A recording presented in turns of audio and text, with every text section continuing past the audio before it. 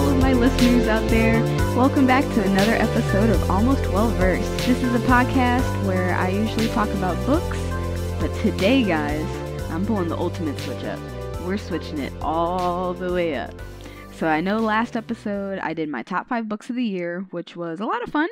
A lot of fun to go back and reminisce over all the books I read last year.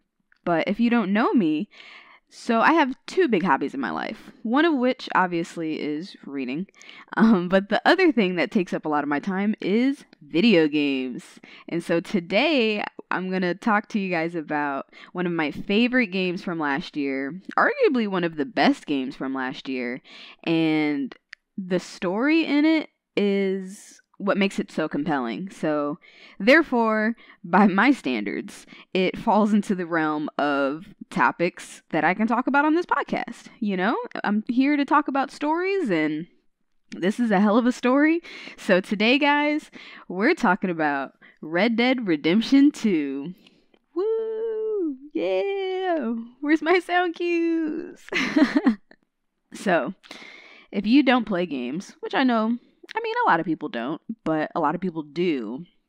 But if you don't play games, Red Dead Redemption 2 was arguably one of the best games ever. So, if you're unfamiliar, Red Dead is a Western type game, and it's open world, so that means you can literally just do what you want. Like, there are story quests, and, there's quests that you can do, but, like, if you don't want to do quests, you can just be a cowboy and level up and get guns and get horses and all kind of stuff, But, it would be considered an open world game, and it's action-adventure that was released by Rockstar Studios, and it came out in 2018 on PS4, Xbox One, and then a little later it dropped on PC. That was like early 2019. But the credited writers for this game, like the big 3 writers that worked on this game, we've got Dan Houser, a guy named Michael Unsworth, and Rupert Humphreys. And the 3 of them really together are credited for writing most of the story. And like I said, this is a sequel, it's Red Dead Redemption 2, based off of Red Dead Redemption 1. That came out in 2010, back on like PS3 and Xbox. Yeah, Xbox 360. And Red Dead Redemption 1 is arguably, well, up until this game came out, but a lot of people would argue that Red Dead Redemption 1 was one of the best games of all time. And then here comes the sequel, 8 years later, and it broke so many video game records. It actually was the second biggest game launch in history, coming in second only to Grand Theft Auto 5, which Rockstar Studios also produced. But it's funny because Red Dead 2 outsold Red Dead 1 in just 2 weeks. And so as of me recording this, Red Dead sold over 26.5 million copies in its lifetime. And this game is not even 2 years old yet. It actually won Game of the Year for 2018. And it's actually considered to be a really good example of video games actually being like an art form. Like there are people that argue that, video games are, they're whatever, but on the flip side, you have a lot of people that argue that games like this can really be art. You know what I mean? Like, it's visual storytelling. And Rockstar just really, they knocked it out of the park for this, guys. Like, visually, this game has been in production since, 2013. It was in production for a really long time. And the makers of this game really wanted to make it feel real. You know what I mean? Like, you spend most of your day on your horse, and you get a bond with your horse, and you just go around and you can help people, you can fuck people up, you can only do main story quests, you can only do side quests, you can do no quests. This is really the type of game where you can just make a character that you want and do what you want, And that's a really big selling point for Red Dead, because it's not like, I'm trying to think of another open world game like that. The closest comparison I could feel would maybe be Bethesda type games where you've got Skyrim and Fallout, but it's a little different because while Fallout and, you know, Skyrim, Bethesda games, they are narrative driven, but I feel like less so. I feel like the thing that sets Red Dead apart from games like Skyrim and like Fallout 4 is not only is it a fun game, it's a good looking game, but like the story is really good. And for me, to be considered like game of the year, you have to have all three of those elements, and Red Dead 2 really does. So alright, so enough about the things leading up to Red Dead. We're here for the story. I'm here for the content, okay? We're going straight to the back. So let's just jump right in, right? So like I said, Red Dead 2 is a sequel to Red Dead 1, but it's a prequel in the timeline. So this story happened 7 years before the events in Red Dead Redemption 1. And so this game starts it's 1899, and it's like the end of the Wild West, right?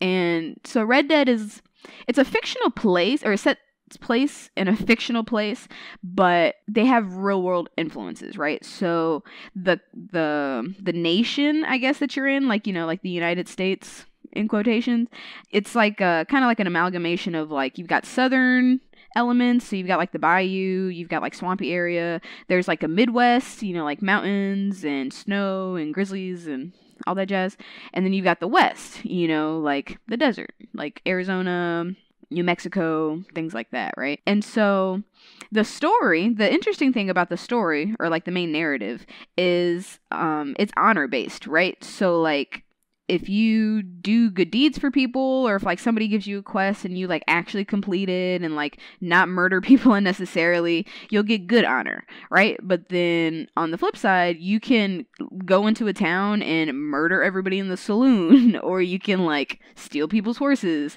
Stuff like that is going to decrease your honor. And so depending on what your honor level is, it actually will open up or not give to you certain quests or certain storylines based on your honor level. And so for me personally, when I played this, I went like the super honorable route. For me, like when I play open world games like this, I usually will try to stick to like the honorable storyline until I'm done with the story, and then if I like replay the game, or if I'm playing in like post game, then I'll go around and I'll murder people and I'll steal horses and I'll pickpocket you, you know. But I want to have, like, when I'm playing the story, you know that the best ending is going to be if you're a nice guy. So I usually try to stick with the honorable storyline. So just keep that in mind while we're going through this, right? And so the main character of Red Dead 2 is you play as a guy named Arthur Morgan, and he is the GOAT. Yeah, so you play as Arthur Morgan, and he's a veteran member of the Vanderlyn gang, and the leader of this game is a guy named Dutch Vanderlyn, and you learn that Arthur, he's actually been rolling with Dutch since he was like 14.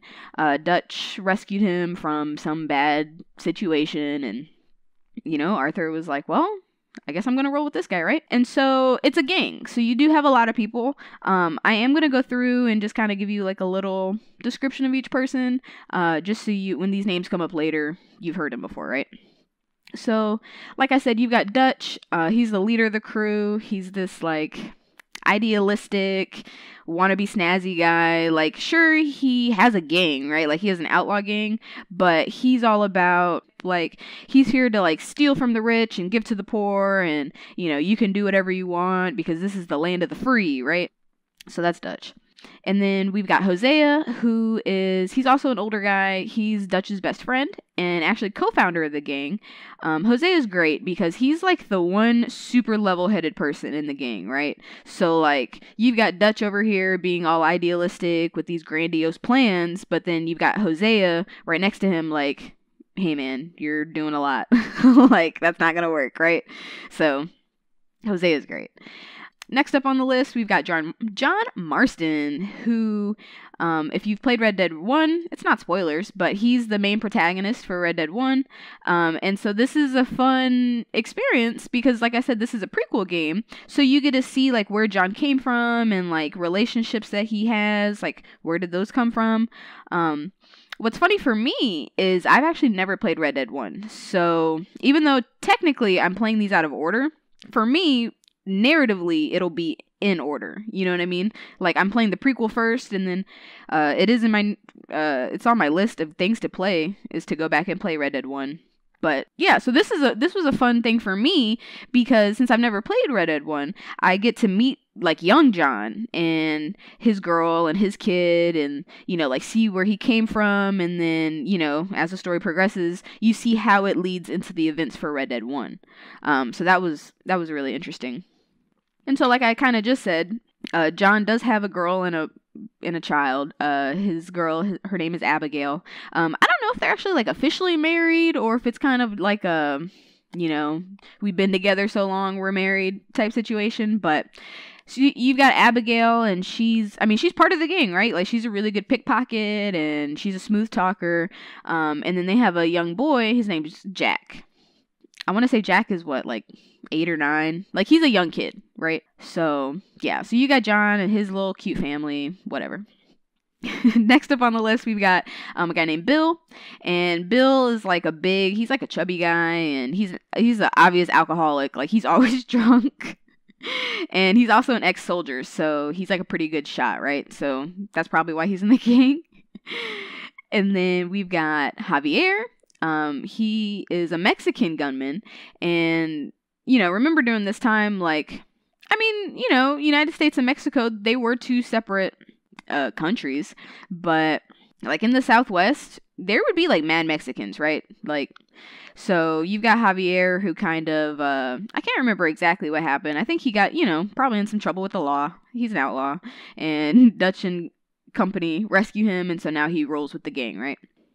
Next up, we have a newer guy named Micah Bell. He's got like this nasty mustache, and he's an asshole, but for whatever reason, Dutch really likes him, and so Arthur, or as playing as Arthur, you kind of just have to deal with him. But the thing with Micah is he's like really quick to violence, and he never wants to try to like negotiate with people. He's always like, oh, let's just murder them, and it's like, come on, man. There has to be a better way to do this, okay? But there's Micah. We've also got a dude named Charles, and Charles is he's a Native American. He's like half Native American, half black, I believe. So we've got a really diverse gang here. They're not racist, they're not sexist. We've got all kinds of colors and genders. We're not assigning any genders here, okay? But yeah, so we have Charles, and he's a really experienced hunter. Like, he's like the hunter on the gang. He's like really good at tracking and just hunting, right? He's all kind of like Micah. He's relatively new to the gang. I think at this point he's been with the gang for like less than a year. But over that short period of time, he does become pretty good friends with Arthur. Like, they do get along really well, which is cool. And then we have like a whole slew of women that roll with the gang. You've got Karen, Mary Beth, and a young black girl named Tilly.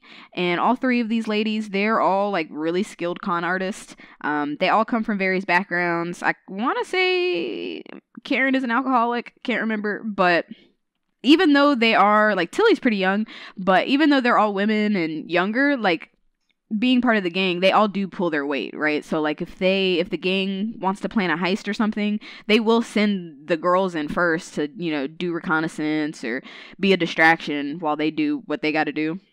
Yeah, you do have those three ladies. We've got Lenny, who's another young black kid. He's surprisingly well educated. Like, he's one of the most educated people out of the gang, I would say, like outside of Dutch and Hosea.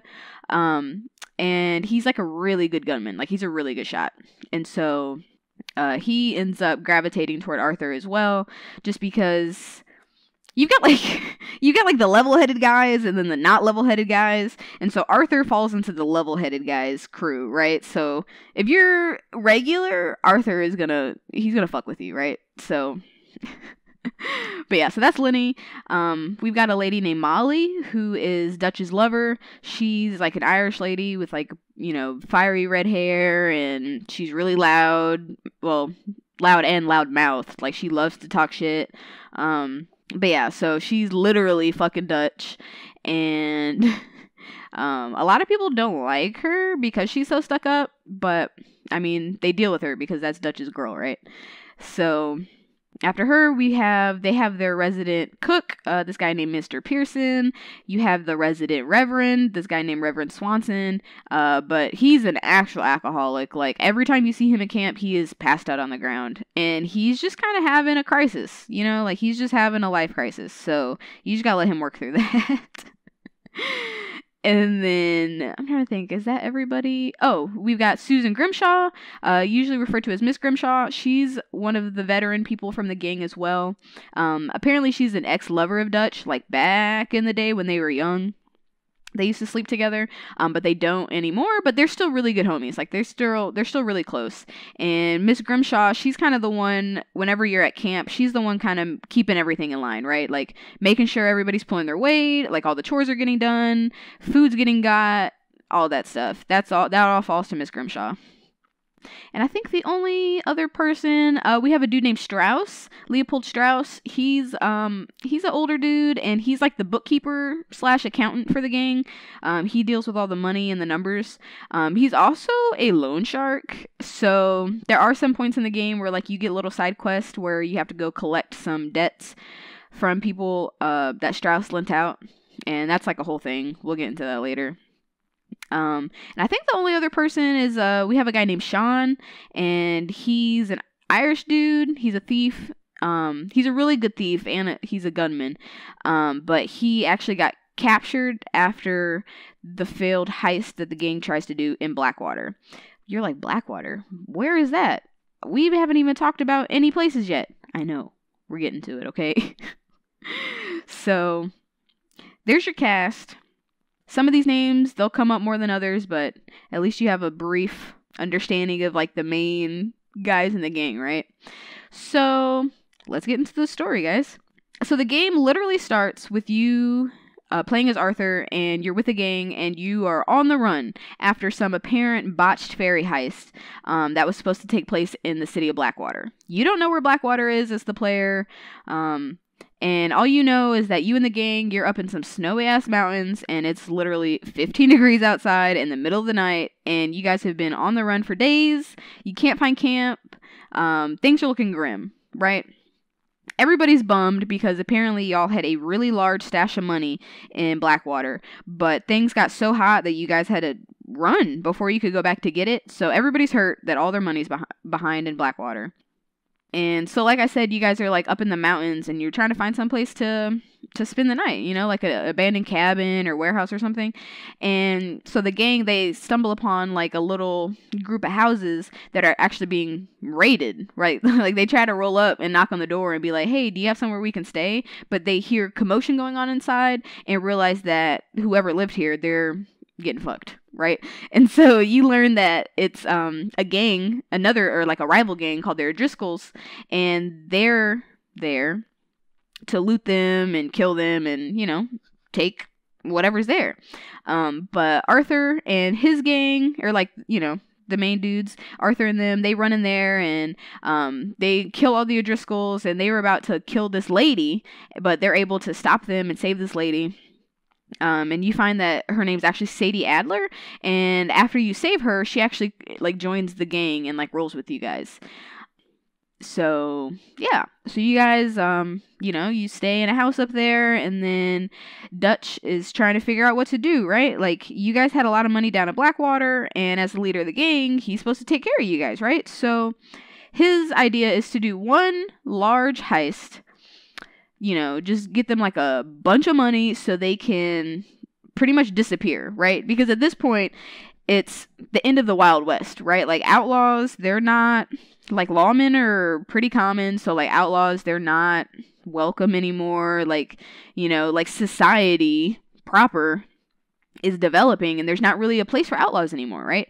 So Dutch is trying to figure out a way to get them all safely away from the law, but, like, so they can still live the way they want to live and not have to abide by society rules. And so he gets the idea to rob a train. Okay, whatever. It's the Wild West. That happens a lot. So you learn that the train is owned by a guy named Leviticus Cornwall. And this Cornwall guy, he's like a really big businessman. I wouldn't say he's not like a politician or anything, but like he's a big dude in charge, right? Like he has a lot of money. He owns whole trains, like this guy means business, right? So Dutch and the crew, they rob the train and they make out with like an okay amount of money. But of course, Cornwall is pissed. Like some vagabonds just jumped on his train and like killed his guys and stole his money. Like he's pissed. So he hires a detective agency, these guys called the Pinkertons. And so for most of the game, you're trying to evade these Pinkertons, Cornwall guards, and so on and so forth, right? And so the Pinkertons, their lead head agent guy, his name's Agent Milton, and you'll see him a lot. But yeah, so after that train robbery, the gang, they're trying to lay low, right? So they set up shop in a little town called Valentine, like trying to get some more money so they can escape, right? It always comes back to money. They're always trying to get more money. And so when you're in Valentine, like as Arthur, you can do, main story quests, you can do side quests to make money, you can, help people out, you can rob, you can do whatever you want, This is the Wild West, okay? And so after you've been in Valentine for a minute, though, Cornwall, he figures out that that's where you guys are, and there ends up being like a giant gunfight between like your gang and then like the Pinkertons, and like it was a big old gunfight, like it was bad. And so you guys are pretty much forced to flee.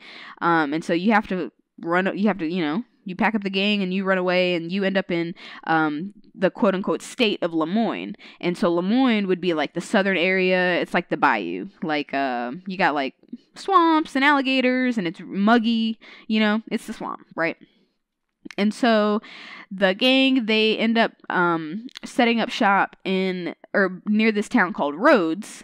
And you meet like the two families that pretty much run this town, right? You've got the Grays and you got the Braithwaites, and they're two old families. Like they've been there, probably since America came to be, right? And they are at odds. It's kind of like a Romeo and Juliet situation, right? Like you got two big families, but they hate each other. They're both rich, and it's rumored that both of these families have old gold from the Civil War, right? So when Dutch hears this, he's like, ooh, we should steal their gold. And as Arthur, you're like, okay, let's steal some gold. I thought we were trying to get money, but whatever. And so Dutch comes up with this grand plan to try and get the families to destroy each other. Like, help the Grays, but then get them to try to fuck over the Braithwaites and vice versa. So he's trying to like play both sides of the coin, and it ends up failing miserably. Like it's a lady that's like head of the Braithwaite family, and I think it's a guy that's a head of the Grays. But regardless, both of the patriarchs of the family were pissed. They're like, oh, here comes this new guy trying to get one over on us when we've been here for so long, right? So the gang actually ends up getting set up by the Grays. Like the Grays had told them, I'm trying to remember, they told them about like a robbery they could do or something. They're like, yeah, it's a good idea. You guys should totally do it. And Dutch is like, okay. So you guys go to do this robbery, but it's a complete setup. And homeboy Sean, he ends up getting shot and killed. And that's the first time that like a person that in the game dies, right? And you're like, oh wait, there's permadeath? People can really die? Oh no. And so Arthur's hurt. Sean gets shot. But then little boy Jack, he gets kidnapped. How are you going to kidnap a child? So Jack, yeah, he gets kidnapped by the Braithwaites. And Dutch is so angry. I mean, everybody's angry, but Dutch is especially angry. He's angry that he got played and that they had the audacity to steal their child. And so he wants to literally, not exaggerating, he wants to murder both of these families. He's like, okay, I'm done. We're not playing anymore, right? And so, yeah, you go and you literally murder like all of the Grays, and you set the Braithwaite it's a whole mansion, guys. It's a whole mansion, and y'all set it on fire. Like, you just roll up, you're like 6 people deep, you're all angry, it's the middle of the night, and you're just throwing Molotovs into this building, and it's literally aflame. And it's already getting bad. We're like still in chapter 1 of the game. It's already getting bad. And so you find out that the Braithwaites, they don't have Jack anymore. They gave him to some wealthy Italian businessman dude named Angelo Bronte. And you learn that Bronte is like, he's like the dude in the town of Saint Denis. And so Saint Denis is pretty much like New Orleans, right? Like, it's like the first city, like city proper. There's like the biggest train stations there. Like the biggest port is there. There's businesses, there's buildings, like no skyscrapers yet, but like, you know, 3-4 story buildings. There's road, like there's actual roads instead of just dirt roads. So this is like this is civilization, right? There's electricity there, you know, like it's for real. And so when you hear that Bronte has Jack, Dutch is like, well, I guess we're going to Saint Denis, right? Like we just need to march up to this Bronte dude and get Jack back. But it's like, you already know it's not going to be that easy, right? So they get to Saint Denis, and Arthur and John, they get roped into it, of course. It's a gang. It's a gang affair, right? So Bronte was like, hey guys, sorry I have your kid, but I can't give him back. And Dutch is like, hello? But Bronte was like, if you guys take care, there's some grave robbers that are like, you know, robbing his graves, I guess.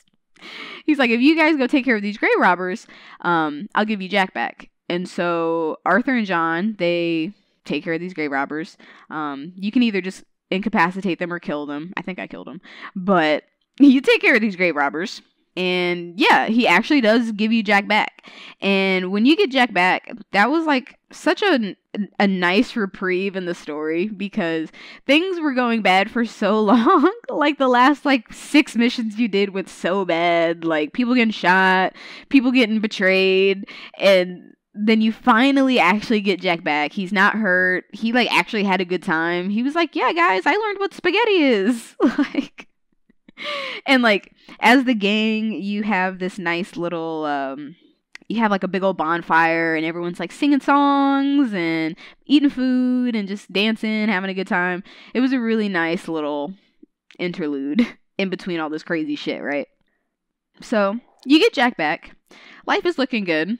You feel like you've made a new friend with Bronte. And Dutch goes and talks to Bronte and was like, hey guys, you know, like there's a big party this weekend at the governor's mansion, or the mayor's mansion, and he actually invites them to go out. And so Dutch is like, oh, this is our time to try and make some connections, to try and see like, you know, who owns what, to see like who we can double cross and get money. And so Dutch, he rounds up Arthur, you take Bill, and one other person, because it was 4 of you guys. Oh, I think Hosea. And so the 4 of you go to the tailor, and you get like nice suits, and like you got to get a haircut, and you know, get your beard trimmed, and you guys go out to this fancy smancy party at this mansion. And you meet the mayor, you meet like a bunch of big names from like all the different cities or all the different towns you can go to in the game. A lot of like those mayors and stuff are there, which is pretty cool. But yeah, so you're at the party, and Dutch is over there schmoozing it up to Bronte, and Bronte was like, hey, you know, I'm not a criminal, but I have some information if you would like it. And Dutch was like, oh, hell yeah, what's up, man?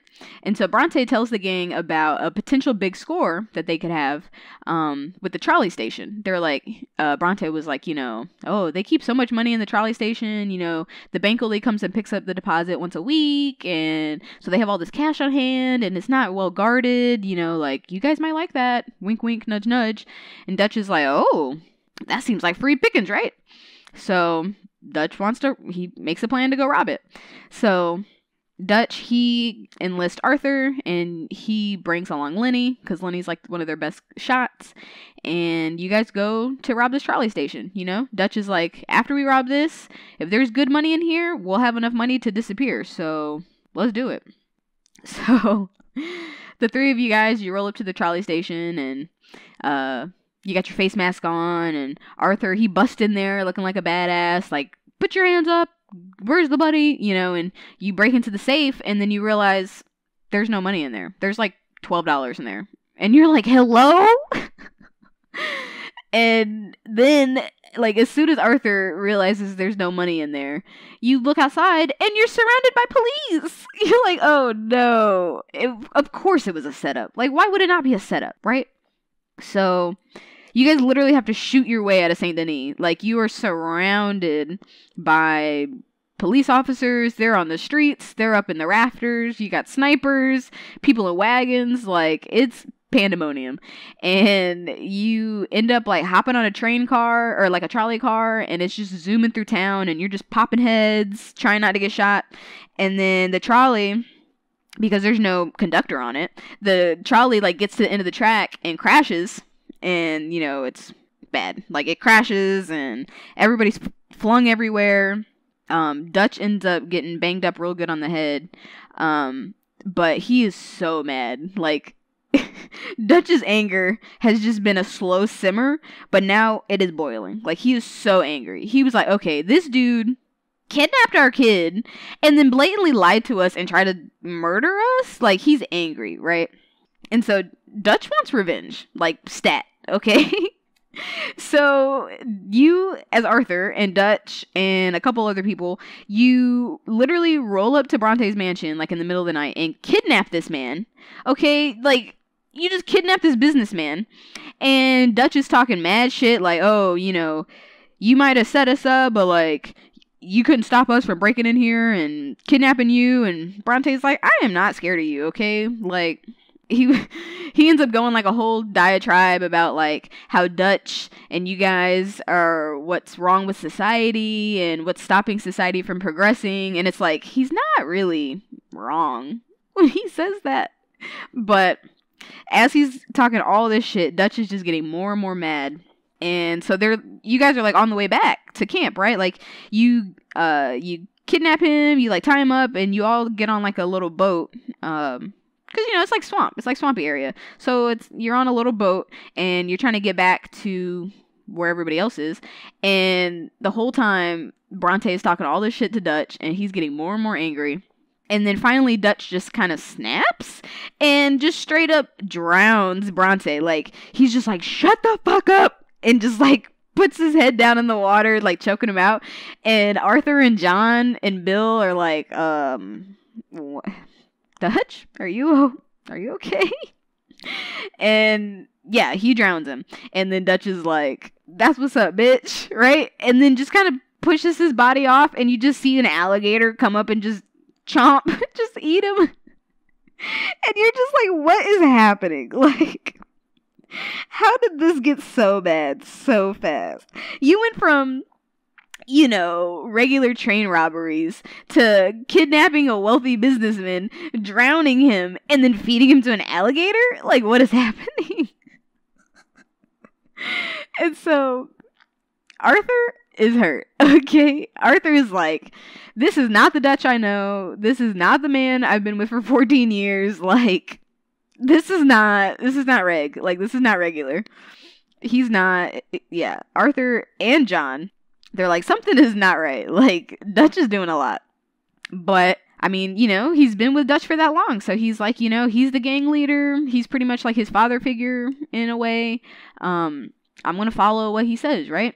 And so, even though Arthur thinks it's a terrible idea, Dutch is like, you know, we can stay in Saint Denis. It's fine. And Arthur's like, guys, like, we should probably get out of Saint Denis. Like, Bronte was the man in town, and we just murdered him. Like, we should probably leave. But Dutch is like, guys, this is it. You just gotta have some faith and some time and some money, okay? Those are the three things Dutch always says. You gotta have some faith, some time, and we need money. So Dutch has another idea. He's like, guys, listen, I know this is the third time you've heard this, but we just need one more heist, guys. If we do this one last heist, we're gonna have so much money. We'll get so much money, and we can literally disappear. And that's what we want, right? And you're like, yeah, I want to leave. And so Dutch is like, guys, we're gonna rob the Saint Denis Bank, right? And so, keep in mind, like I said, Saint Denis is an actual city. Like, it has the police. It has, like, a vaulted bank, you know? Like, it's an actual, like, city. And Dutch wants to rob it? Okay. Whatever. you guys are like, well, I guess we're robbing this bank, right? So you get all the boys together, all the boys. You got Arthur, Dutch, John, Lenny, Bill, Javier, Micah.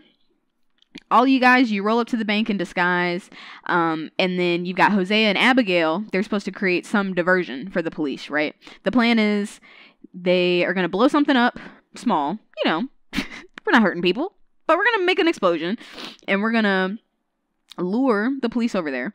And then while the police are occupied, then the gang can run into the bank, snatch their stacks, and get out, right?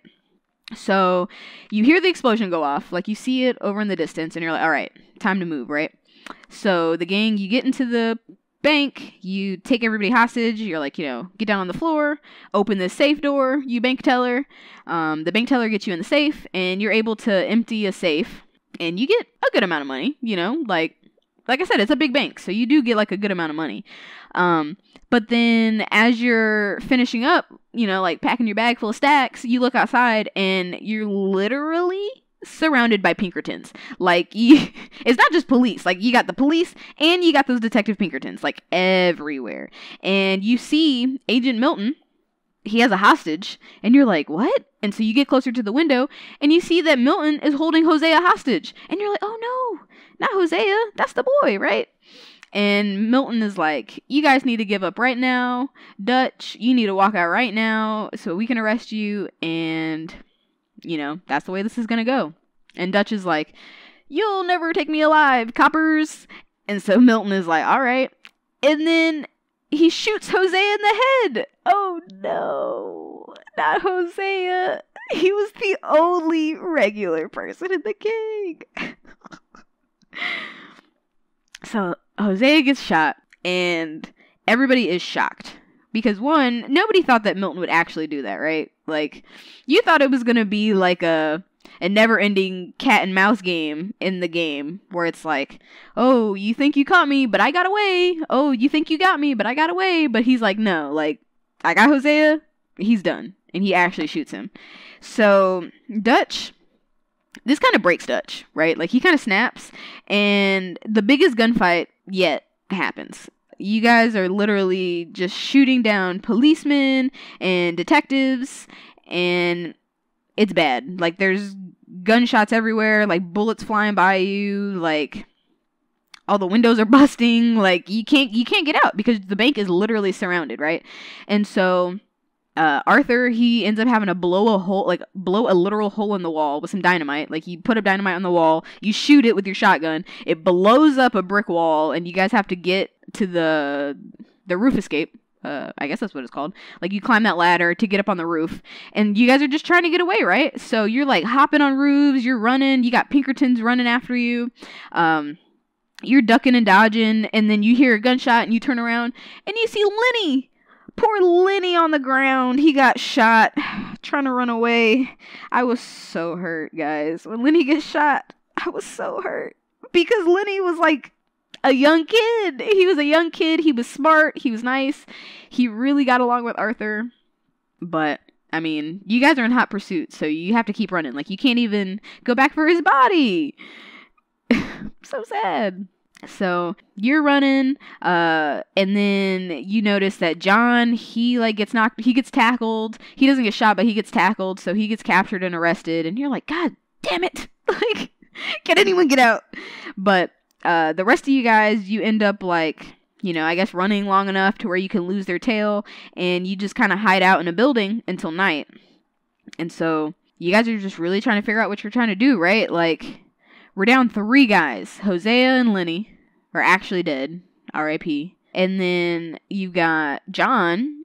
He got arrested. And you're like, what are we going to do? Like, this is so bad. You don't know what happened to Abigail. Because remember, last time we saw her, she was with Hosea. Hosea got caught by Milton, and now he's dead. So where's Abigail? And then, what about the rest of the gang? Like, Tilly and the girls? Like, are they okay? Like, what is going on? So Dutch was like, okay, guys, we're just gonna have to hop on one of these boats. Like, you guys are at the docks, and there's no way you can get back through town. So Dutch is like, let's just hop on a boat. We'll just ride around on this boat for like a week. We'll like pay the captain or whatever, and then we'll slip back into town and we'll leave. And you guys are like, all right. So you're trying to make it onto the boat, but of course the dock is like heavily guarded by police. Like, why wouldn't it be? And so Charles was like, guys, I'll sacrifice myself as a distraction so you guys can get on the boat. And so Charles, he runs out there and he's like, hey, you guys. And yeah, he lures the police away. So the rest of the gang, they're able to like hop on this boat and they're pretty much just going to be a stowaway, right? So at this point in the game, Arthur is just sitting on some boat and he's just really just trying to figure out what is going on with his life, right? Like, where did he go wrong? Like, what is happening right now? You know, like, things were okay and they've only gotten worse. Like, every idea Dutch has goes to shit. We're down 3 people. 3 people from the gang are dead now. John's arrested. Charles is probably arrested. Like, how did we get here, right? So, but Dutch is like, it's fine, guys. We just need some faith and some money and some time. So Dutch, he goes and talks to the captain and it was like, hey man, you know, we'll pay you some gold bars if you like let us sail around with you. And the captain's like, all right, that's fine. So you guys get settled down for the night, you know, you get assigned a bunk and you go to bed, whatever. But then you wake up in the middle of the night to literal pandemonium. You've got sirens going off. There's water on the floor, like it's like up to your ankles, and you're like, what is happening? And Dutch is like, wake up. And you're like, okay. So you've learned that apparently there's some big ass storm that like just came out of nowhere, right? And the boat is not looking good, guys. The boat is not looking good. So you get all the crew awake and up on the deck, and it's like such a bad storm. Like, you got the waves swelling and the boat literally looks like it's about to go under, right? So the only thing you guys can do is jump. Like, you can either stay on this boat and definitely sink, or you can jump and maybe sink, right? So yeah, you all jump and it cuts to black, and the next thing you know, Arthur, he wakes up on some beach. Like, you're just like washed up on some beach, and Arthur is hurt, guys. Like, he's so hurt. Like, he's so sunburnt and he's coughing real bad. His eyes are red as hell. He's got no shoes, no guns, no money. It's looking bad, right? So Arthur, he's barely able to get up, and you're walking so slow across this beach, and you're just like, where am I? Like, I can't still be in the quote-unquote U.S., like United States, because there's no beach, you know? And you're walking, and then you see some smoke off in the distance with his red-ass sunburned eyes. You're trying to squint, and you're like, I think that's some smoke. So you follow the smoke, and then you end up running into the rest of the boys, like the rest of the gang. They found each other, and they just have, you know, just like a little fire, just something to keep them warm. And you learn that everybody survived. Well, from the gang, that is. And that you're on some island off of the coast of Cuba called Guarma. And you're like, where the hell is Guarma? Right? And like, how are we gonna get home? Like, we're in Cuba? Hello? You know, this sweet reunion, as if that's what you want to call it, this sweet reunion is cut short because after like 3 minutes, some uniformed men roll up on you and they're yelling at you in Spanish, and they kind of just, you know, they ruffle you around, and you end up getting handcuffed and chained to like a chain gang, and they're like, well, let's go. And Arthur's like, well, I guess this is my life now. Like, I'm in Cuba, I don't speak Spanish, and I guess I'm going to prison? Okay. And so the gang, yeah, they're on this chain gang, and there's like 4 other criminals that's on the chain gang with them. And like, you can't talk to them because they speak Spanish, right? But luckily, you do have Javier with you. Remember, Javier is Mexican, so like, he's trying to talk to the guards, and they're not having any of that. But when you guys are on the way to the, I guess the jail, the prison, whatever, you end up getting swarmed by like some dudes, and you're like, well, I guess this really is the end of my life. But then you realize that the guys are killing all the guards, and you're like, oh wait, are these friends? And you learn that it was some people from like a rebel group that is there on the island. So you learn that the island of Guarma, it's a really big sugar plantation, And during this time, I mean, sugar plantations were ran by slaves, right? So this is a group of rebels, like a group of rebel slaves, rather, that are, trying to build up a resistance and trying to figure out a way off the island. And so this rebel group, they're able to break everyone free. And as you guys are trying to escape with them, reinforcements show up, and Javier ends up getting shot in the leg, and the crew ends up having to leave him because you guys are all hurt and like near death. You can't carry a whole nother dude and escape, right? You end up having to leave Javier behind, which was sad, but you guys end up setting up shop with this rebel group. Like they're nice and they want to help you. Like they give you food and some water. They give you a gun so you can like arm yourself. And you're like, all right, like we're finally meeting some nice guys. Finally. And so the rebels, they are talking to Dutch and they're telling him what their plan is, like they want to try and overthrow this the sugar plantation so they can be free. And Dutch, he's all about liberation and living free, so he's down to clown for sure. He's like, oh, you need help, we're here. I mean, we got no place to be. So okay. So a couple days go by. Arthur's looking a little better. Not much, but a little better. And he goes to explore out like around where their camp is, right? And he sees like some dude that's hung in a tree. And he's like, oh, is that a body? So as Arthur, you go over to investigate this body hanging in this tree. And then you get shot in the neck by like a trank dart. And you're like, hello? I've only seen bullets. I've never seen a trank gun before.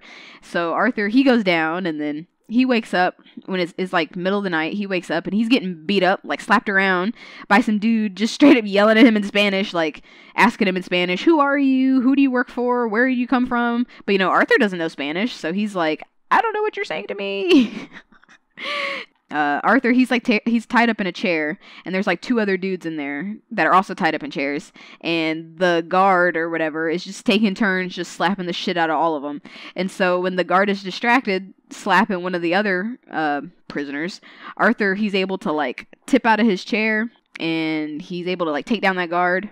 And then he steals his gun, and then he breaks out the other prisoners, and the prisoners are like, our buddies are about to be hanged. Like, it was like 5 of us that got caught. Us 2 are here. The other 3 they're taking them to the gallows to get hung. Can you help us rescue them? And Arthur's like, sure, yeah, let's go get your boys.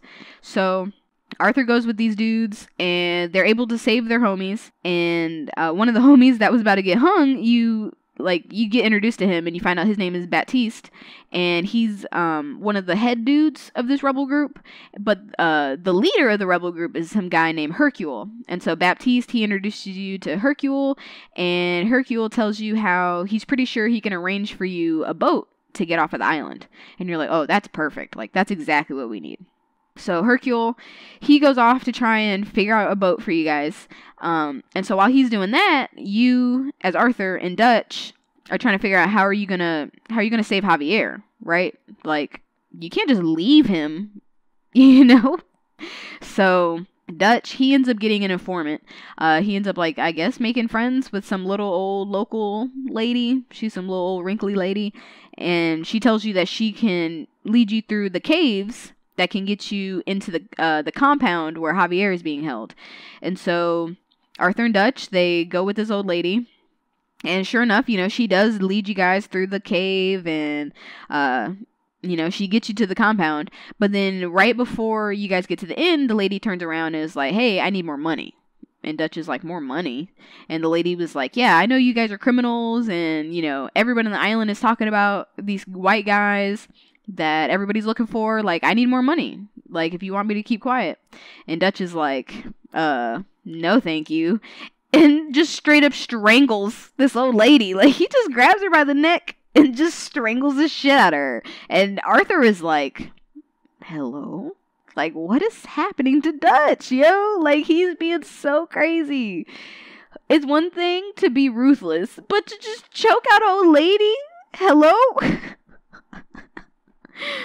But I mean, it's too late now. She's dead, so you guys end up finding Javier. You find out that he's being held at this, it's like, it's a sugar plantation island. So there's a bunch of sugar refineries. So he's being held like outside of this sugar refinery. And so Dutch is trying to think of a way to like distract the shit ton of guards that's out there so they can grab Javier and get out. And so he gets the grand idea to just set the refinery on fire. Like, if you're seeing a trend here, Dutch likes to set things on fire. So you guys set this refinery on fire. All the guards, they're freaking out. They're like, oh, all this money lost on sugar. Oh, what is happening? And you guys are able to run up there and you're able to get Javier out of his cage. And, you know, he's shot in the leg, so he's hurt. So you guys are, you know, trying to stumble out of there. And then the guards realize what's going on. And, you know, this is the Wild West, guys. Of course it's going to turn into a gunfight. So it's a big old gunfight. There's like so many dudes. And you have to... Dutch is like carrying Javier. So as Arthur, you got to shoot all these guards and you're trying to keep them covered. And yeah, you guys are able to like fight your way out of there. And you make it back to the gang. And so the gang at this point, they are with Hercule and Baptiste and like all of their rebel dudes. And you're holed up in a fort. This fort called Cinco Torres. And while you're there, Hercule is like, you know, I was able to find a boat. Like, there is a boat that's coming tonight. If you guys can, like, get to it, you know? Like, things are kind of hot right now. But, like, if it's possible, this can be your way out, right? And so while you guys are all holed up in this fort, even more guards show up, you know? And you're just like, okay, this is more than just, like, a dude that owns a sugar plantation. Like, how is this place so heavily guarded? You know, there's damn naval boats out there. Like, the Cuban Navy shows up. Like, they got a damn battleship out there shooting cannons at you guys. Like, what is happening? Like, things escalated. So, Arthur and Hercule, they're trying to, like, set up cannons so they can, like, counter cannon the boats, right? And as Arthur, you are able to, like, you sink a battleship. What? So, yeah, you sink that naval ship and you're taking out all these guards on the shore. They're just literally rowing up in boats and you're just popping heads. And so you guys have to get out of there. Like, this fort, you can't stay in this fort anymore. You guys are able to get out of the fort, but Hercule, you know, he puts two and two together and he's like, well, if the Cuban Navy showed up, then your boat probably is not going to get here, right? And you're trying to figure out, like, okay, well, that was our only way out. Like, how are we going to get off of this island, right? And so Hercule, he tells you what's up, right? So the dude that owns the sugar plantation, he's this guy named Alberto Fusar.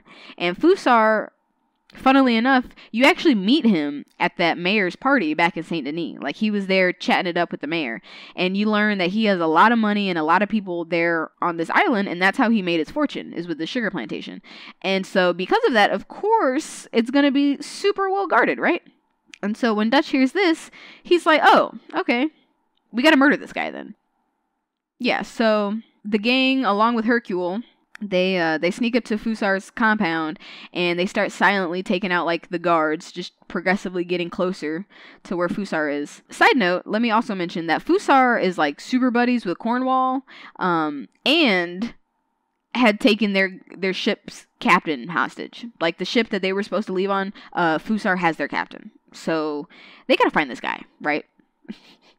So yeah, so the gang, they are infiltrating this compound. Things are getting wild, guys. Arthur and Micah, they plant some explosives and blow up some shit. And they're able to find the building that the ship captain is being held in. And so Arthur breaks in this building and you see the captain, he's tied up and gagged on the floor. And so Arthur goes in there and he ungags him. And he's like, what's going on? You know, he's trying to untie his ropes. And then the captain's like, look out, right? And so then literally Fusar and his right-hand man just roll up. And you're like, oh no, this is about to be bad, right?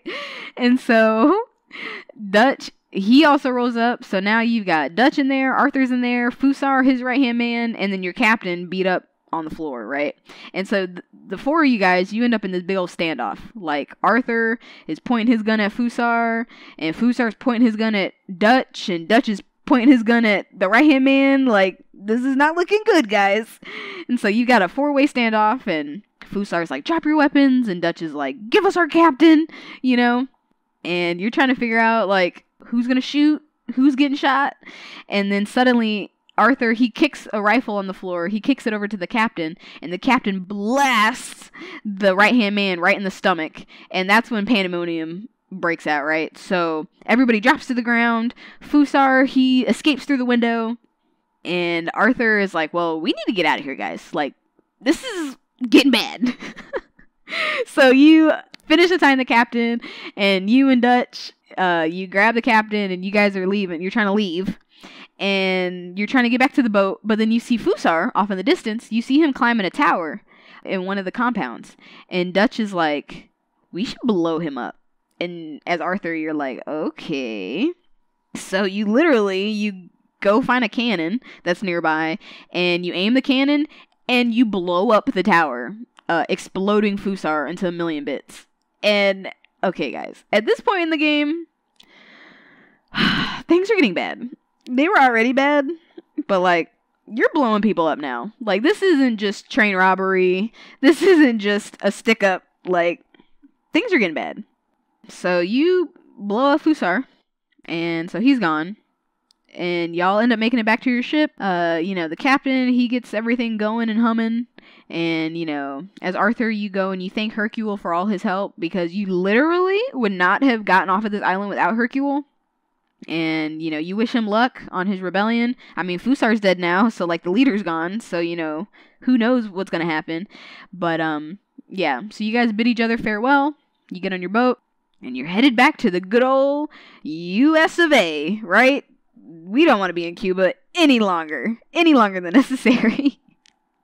And so, yeah, you guys are on the way back, and here comes Dutch with his good old song talking about, we just need some time and some money. We get some money, we can get out of here. We just need some time to get some money. You need to have some faith in me, Arthur. And as Arthur, you're like, all right, man, like, I followed you for this long. I guess I'm going to keep following you, Like, oh. The gang, you make it back. You make it back to good old US of A. You guys, you land in Lemoyne. So you're back where it all started. You're back in the bayou.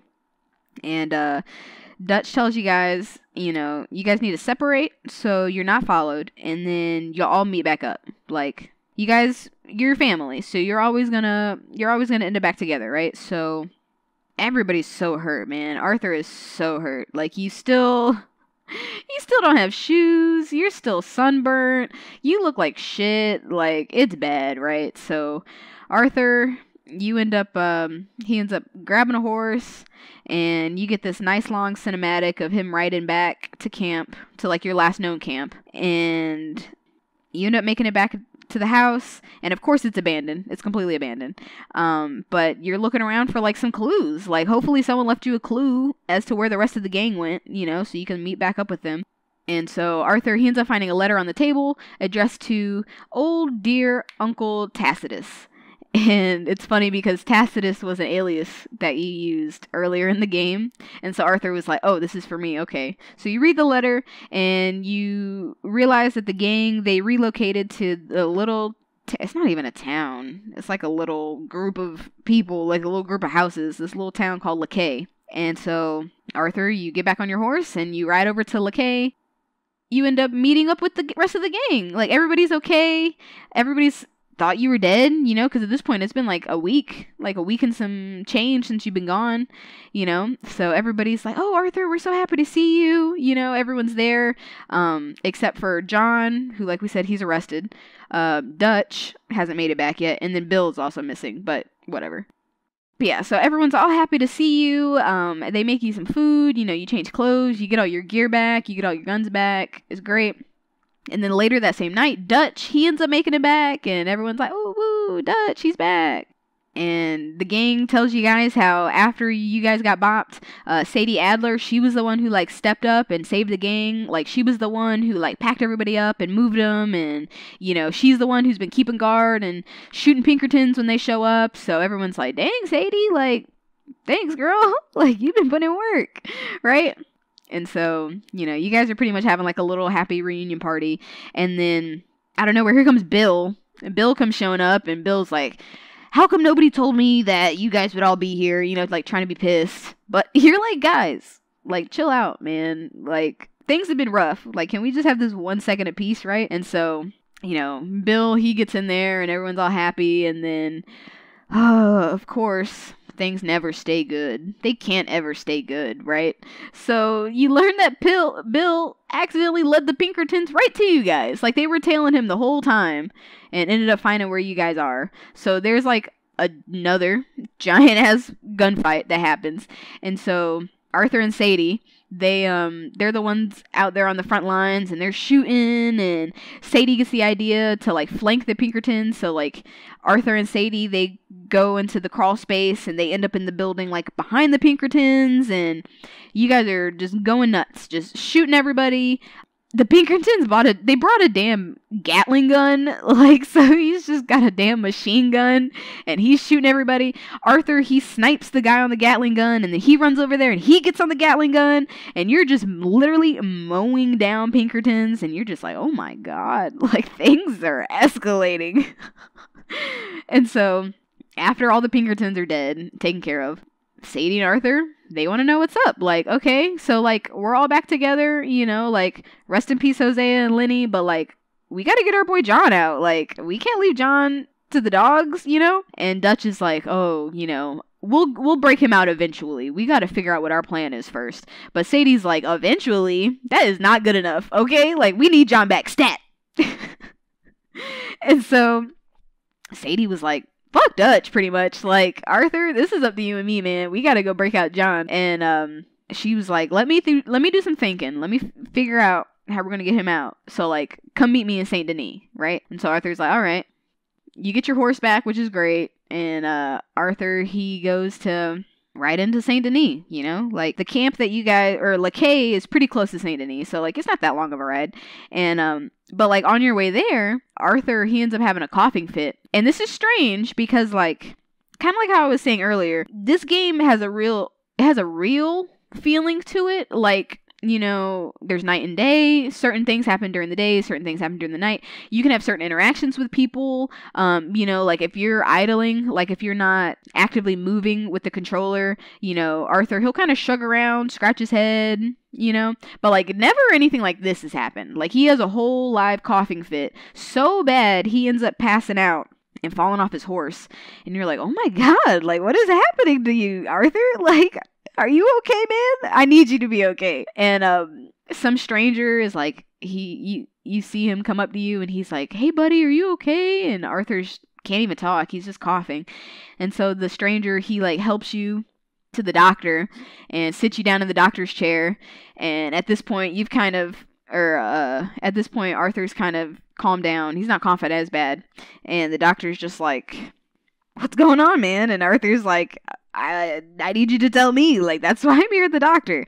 And so the doctor, he gets out his stethoscope, and he literally takes like one look at you, or like one listen to you, and is just like, hey man, I'm sorry to tell you this, but it's looking like you got tuberculosis.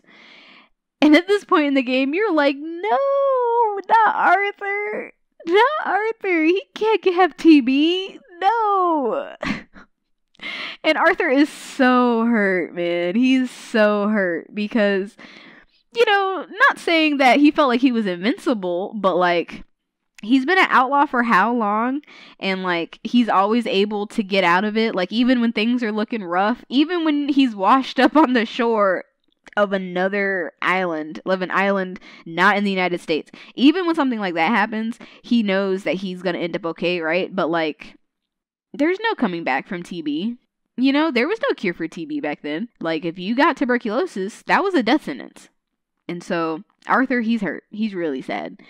And it's at that moment that Arthur is like, dang, you know, like, we don't live forever. And with this pretty much death sentence, I need to make sure that, like, the rest of the gang will be okay when I die, you know? And kind of like how I was saying, this point in the game is like, or this moment is a real turning point for Arthur, because up until now, you know, you've always been kind of self-motivated. Like, sure, you do help people, and like, you know, like I said, I'm playing the high honor version of this game, so like, if there's an opportunity to help somebody, I will help them. But like, you know, at the end of the day, Arthur is an outlaw, you know, like, he's out looking out for number one, and that's it. But when he gets diagnosed with TB, this is the first time he's like, oh, I need to think about my friends before I think about me, right? And so, so sad. So sad. Why does he have to have TB, man? So the doctor, he like gives you like a B12 shot, you know, whatever the equivalent to like a B12 shot would be. He's like, I can give you a little something that can like help you for a couple days, but like, you know, there's no cure, so you're gonna have to figure something out. But so Arthur, he leaves the doctor and he ends up rolling into Saint Denis. Like, he makes it to Saint Denis and he meets up with Sadie, and he doesn't tell anybody that he has TB because he knows that as soon as people know that he's like sick, they're gonna start feeling sorry for him and treating him some kind of way. And Arthur, he's not about that, you know. Like, he's known to be the strong muscle of the gang, right? So like, he doesn't need people pitying him. So he doesn't tell Sadie that he's sick, but Sadie tells him that she figured out that John is being held. There's like a little island off of the coast of Saint Denis, and it's just a state penitentiary. Like, it's just a prison island, right? And so that's where John's being held. But before they go storming in there, they need to make sure that John is still there, right? Because they know that they're probably going to want to hang John because of the nature of the crime, right? Like, they were doing this big old bank robbery, and so, you know, they want to make sure he's still there before they try to get in there. And so Sadie, she hires a guy to take Arthur up in a hot air balloon. Yeah, so Arthur, he gets in this hot air balloon with this dude, this really quirky dude, and the guy is able to take you guys over to where the island is, and you got your binoculars and you're looking, and you end up seeing that, yeah, John is still there. You know, he's out in the yard working, like on the chain gang or whatever, but he's still alive, and that's where he is. So like, you guys are good to go, right? But the hot air balloon dude, he ends up flying just a little too close to the sun, right? And not the sun, but the guards. The guards notice them up there, and they're like, hey, what is this hot air balloon doing here? And so the lawmen, they start shooting at you guys, so you have to leave. So you escape out of there. And then as you're getting closer back to Saint Denis so you can land and meet back up with Sadie, you see some lady on a horse just gunning it down the road, and you're like, who is that, right? So you get your binoculars out and you're looking, and you're like, is that Sadie? What? Hello? Who's chasing her? And you see it's like a bunch of dudes with guns chasing her down, right? Trying to shoot her down. And you're like, hell no, right? So you get the hot air balloon man to like kind of turn around so you can go and help Sadie. And so Arthur's shooting guys out of the hot air balloon and, you know, just trying to cover Sadie so she doesn't get shot. The dudes realize that someone's shooting from them in the sky, so they start shooting at you guys in the hot air balloon, and automatically you're thinking, oh, this is not going to end well. Bullets and a hot air balloon? Like, this is not going well. This is not going to be good. And the poor hot air balloon man, he ends up getting shot right in the dome. He falls out of the hot air balloon. So now here's Arthur trying to control this hot air balloon, and so you got Arthur controlling this hot air balloon, and he throws a rope overboard, I guess. I don't know hot air balloon terminology, but he throws a rope over, and he's like, Sadie, catch the rope, you know, like, catch the rope so we can get out of here. So Sadie jumps from the horse, she grabs the rope, you guys are able to escape the dudes and to safely crash on the other side of this river, right? You guys crash, but you're both okay. I mean, R.I.P. hot air balloon man, but you and Sadie are okay, right? And so you learn that the people that was chasing Sadie, it was a bunch of O'Driscolls. They are still pissed from earlier in the game. Yeah, so Sadie and Arthur, they go back and they take out the rest of these O'Driscolls just so they can teach them a lesson, I guess. I don't know. But yeah, so Arthur and Sadie kill the rest of the O'Driscolls, and then you head back to camp to, you know, discuss the plan with the rest of the gang. Like, I mean, sure, there's some O'Driscolls out for you, but whatever. It's fine. But you know, you want to know, like, when, okay, Dutch, like, when are we getting John out? Like, time's a ticking, you know? You know that his neck is hot. They want to hang this man, right? And so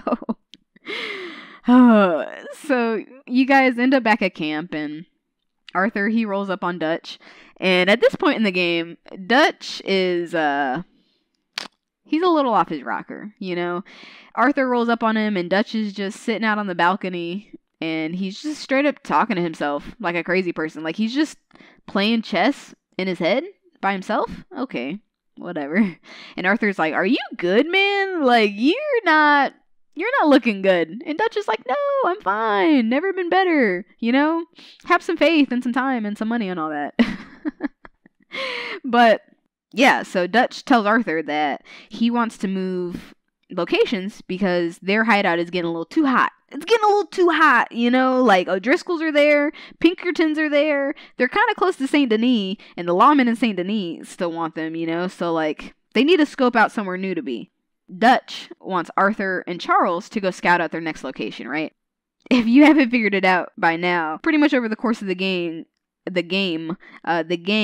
ends up moving from like each state. So, you know, right now you're down in the bayou, and you're gonna go up north, and it's kind of like the mountains or whatever. Not the snow, but like, you know, it's rocky, it's mountainy.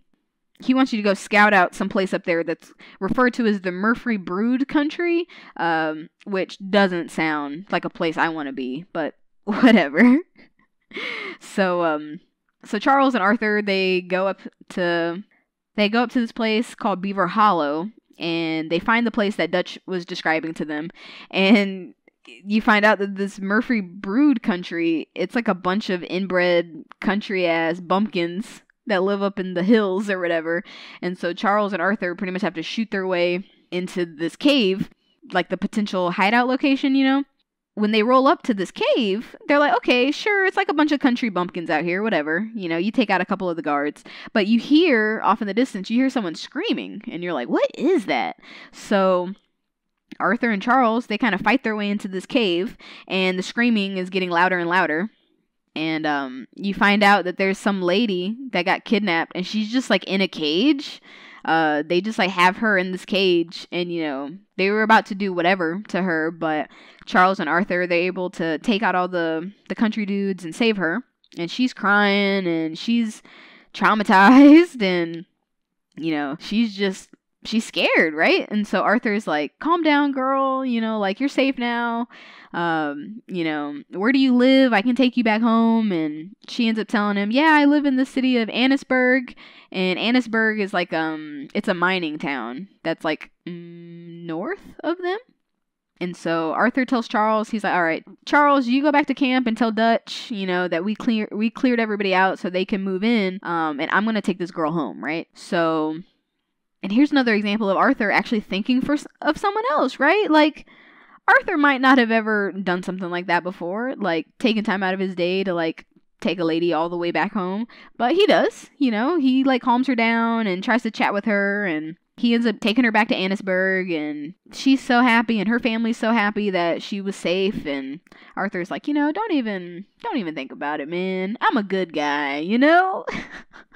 Yeah, so that was a happy ending or whatever. But so Arthur, he heads back to camp to help them move or whatever. But when he gets back to camp, there's like a big old commotion going on, and he's like, hello, like, what's going on, guys? And you figure out that the commotion's around Molly. And if you remember Molly, that's Dutch's girl, and she's loud and belligerent, whatever. But one, you haven't seen Molly since before the St. Denis robbery, right? So, like, you kind of forget about her because, like, she doesn't really go out on missions with you guys or anything, but, like, she's always there at camp. But, you know, it's been a minute since that bank robbery. And then once you see her again, you're like, wait, I haven't seen her since before the robbery. And, Molly, she's drunk as hell and mad as hell, and she's just yelling at Dutch like, oh, you know, I'm sick and tired of you not paying attention to me, and you guys think you're so above the law, and yada yada. And Arthur's just like, what are you doing, girl? Like, can you chill out? And then she's still belligerent as hell, and she ends up telling you guys that it was her that sold you guys out to the Pinkertons whenever you guys were at the bank. Like, that's why the Pinkertons showed up when you were at the bank, is because Molly went to Agent Milton and told them what the plan was. And when you hear this, Dutch, he like sees red. Like, he is so angry. I mean, everybody is, because like, she was part of the family, you know what I mean? And for someone in the family to just blatantly disregard you guys because of her, Hosea and Lenny are dead, and John is arrested, you know? So, like, they're mad. But Arthur is like, don't just shoot her, because Dutch pulled out his pistol, was about to shoot her, like right in the face. And Arthur, you're trying to be a good guy. Arthur's like, man, there's got to be another way than shooting her. We don't have to just murder her right here. And Dutch, he kind of wavers for a second, not going to shoot her. But then you just hear boom, and you turn around and see that Miss Grimshaw blasted Molly in the stomach with her shotgun. She's just standing there with a literal smoking gun. And yo, I love Miss Grimshaw because she looked right at Arthur holding the smoking gun, and she was like, Molly, she knew the rules. And turns around and walks away. And so, things are falling apart, guys. Things are not looking good. We've got our own family members turning on us, just ratting us out to the Pinkertons. Like, what is happening, right? It's not looking good. The gang, they end up having to bury Molly, and then they just pack up the rest of their stuff, and they move over to Beaver Hollow, the place where Charles and Arthur scouted out, And so, the gang, you're all settled in at Beaver Hollow, and Dutch is, it's looking a little rough for Dutch. He's just getting more and more paranoid as time goes on. Molly betraying them really fucked him up. Like, it really messed him up in the head. Like, he was already a little, like playing chess in your head and all by yourself. But Molly betraying him, he doesn't know who he can trust. He doesn't know what's real and what's not, He's having a bad time. And kind of going back to what Arthur and Sadie were doing before, they're trying to get John out so they can, disappear. But Dutch isn't convinced that John isn't a traitor. So he tells Arthur and Sadie to not break John out. He was like, we don't know who's a rat and who's not, and like, I don't know if I can trust John. So like, I don't want you guys to break him out. But Arthur and Sadie are like, hell no. Like, John, that's one of the boys, like, we can't just leave him to die. So even though Dutch told them not to, Sadie and Arthur, they're gonna go break John out, okay? Like, they're just not about to leave him in prison, right? So Sadie and Arthur, they meet up together on some docks on like the southern side of Saint Denis. So they row over. They literally just row over in a boat to the island, and they climb a watchtower and they start sniping guards. I mean, what else are you going to do? They start sniping guards, and then pretty soon the whole prison island is on high alert. They're trying to shoot and hide and get safe, and Arthur ends up taking a hostage. He ends up, like, marching right up to the front gate, demanding that they release John, right? He was like, if you don't march John out here in 10 seconds, I'm going to blast this man, okay? And the prison guards are like, whoa, buddy, don't be rash, And so they end up letting John go. They trade, Arthur trades the guard for the guard, and they give him John, and they just have to hightail it out of there, right? And John was like, man, I thought for sure I was about to get hung. Like, I hadn't seen you guys or heard anything from you guys, and he's just so grateful to Arthur and Sadie for like breaking him out, right? And so the three of them, they march back into camp, and they're like, look, Dutch, we got John, like, everything's good, we got the boy back, right? But surprisingly to them, Dutch is actually kind of pissed about it. He's kind of pissed that they went behind his back and rescued John, even though he directly told them not to. But, Arthur's, he's dying. He doesn't care. He's just trying to do what's right, okay? So even though Dutch is pissed at Arthur now, he's just being real petty and like real passive aggressive, and Arthur is like, can you get over yourself, please? But even with him being petty, Dutch has another plan. What do you know? And so Dutch, he wants Arthur to come with him and Micah. He wants to make a social call to Cornwall. And you're like, okay, a social call? All right. But so Arthur, he rolls with Dutch and Micah. The three of you guys, they roll to Annisburg, and they hide out and wait for Cornwall's boat to show up. And you're just kind of like hiding behind some boxes. And then you see Cornwall, he rolls up, and as he's getting off the boat, Dutch just pops out, and you're like, wait, what's this plan? I don't think I like this plan. Dutch pops out and walks over to Cornwall and was like, hey man, we've been having some fun these past couple months, but I'm kind of over it. So like, if you give me your boat and give me $10,000, I won't murder you right now. And Cornwall is just looking at him because, one, Cornwall's like, okay, I'm surrounded by my personal guard. We're in a town that has police officers. Like, are you really gonna kill me? No. You're not gonna kill me. And Dutch is like, all right. And then just pulls out his gun and shoots him right in the chest. And you're like, oh no. Oh no. Yeah, so Arthur and Micah, well, not Micah, Arthur's just like, what is wrong with you guys? Hello? So you guys literally have to shoot your way out of Annisburg to get to safety. And so at this point, it's pretty much the whole eastern coast. You guys are wanted dead or alive. Like Saint Denis, you're wanted dead or alive. Annisburg, wanted dead or alive. Rhodes, wanted dead or alive. Like, it is not looking well for the boys, okay? Oh. So the boys, they end up making it to safety. And you learn that Micah, he was able to swipe some paperwork off of Cornwall's body. And this paperwork described a big dynamite shipment that is supposed to go from Annisburg to St. Denis. And Dutch wants this dynamite, right? So he sends Arthur and Bill out to another it's like a little town in between called the Van Horn Trading Post. And so if you picture the map in your mind, right? So you have St. Denis, which is like the southeast. It's like the big city in southeast. And then if you go directly north, you have it's like a little town called Van Horn. And then north of that is the mining town of Annisburg, right? And so this dynamite is set to go from Annisburg down to St. Denis. And so you and Bill are going to cut them off in the middle at Van Horn, right?